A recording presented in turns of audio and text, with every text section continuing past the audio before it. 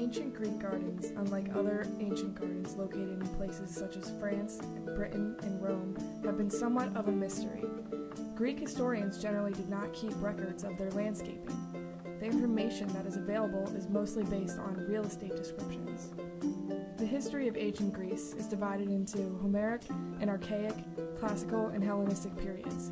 The focus today will be on Hellenistic age. The Hellenistic age is known as the period between the death of Alexander the Great in 323 BC up until the seizure of ancient Greece by Rome in 146 BC. The Hellenistic period marked a transformation of society from localized city-states to an urban and exuberant culture. During this time, several Greek cities became dominant, including Athens, Corinth, Thebes, Miletus, and Syracuse. The shift to urban centers, in turn, had an effect on the landscapes.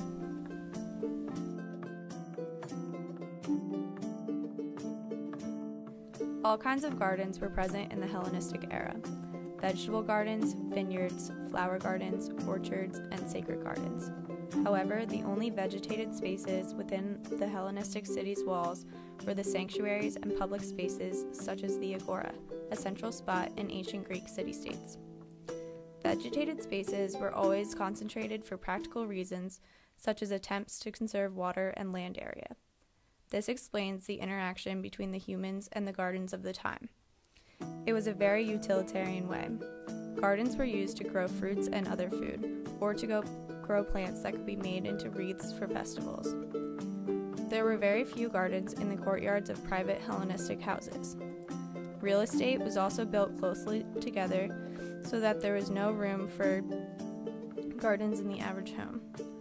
The Greek perception did not favorably view the tending of gardens that were of no benefit to the private houses because they were a flashy show of power and wealth and a mark of social degeneration.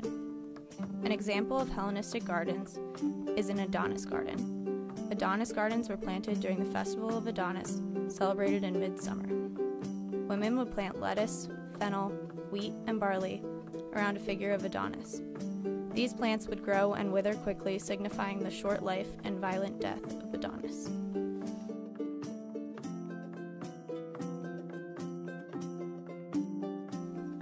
Mediterranean climates are located between 30 and 45 degrees latitude north and south of the equator. They are usually on the western sides of continents because very cold polar air usually develops over land, not ocean. According to the Köppen climate classification system, Mediterranean climates are called dry summer subtropical climates. Rome, which is the place most people think of when imagining the Mediterranean, is classified as CSA, one of two Mediterranean subclimates. Temperatures can range from 37 to 87 degrees Fahrenheit. Summers tend to be dry and hot, while winters are cold and wet, but see very little snow.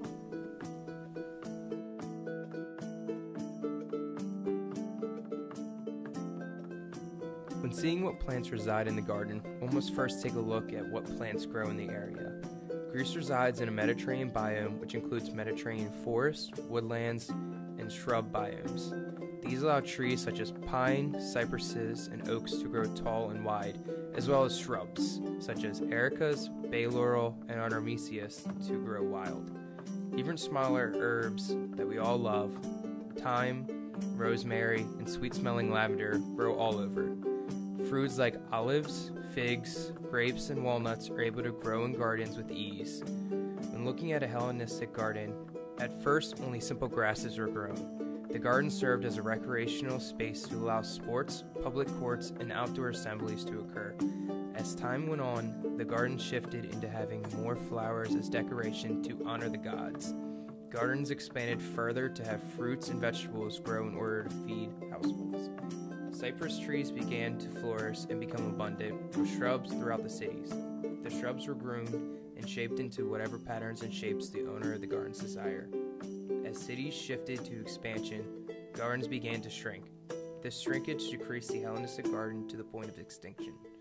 The garden moved from simple fields full of grasses open to everyone to highly ornamented gardens bearing fruits and vegetables abundant to disappearing all over time.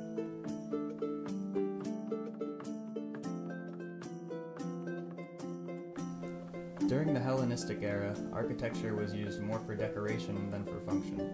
The gardens in this time period incorporated structures such as pillars to create a general sense of order. Two new architectural elements that were introduced during this era were the arch and the dome, which provided illusionism in addition to creating different patterns of light and shadows. Although the gardens themselves were not overly elaborate, artwork including mythological statues was typically placed within to provide focal points and create more structure. As you can see, Hellenistic Greek gardens provided decoration and structure to the landscape and were used for everything from growing food to social gatherings.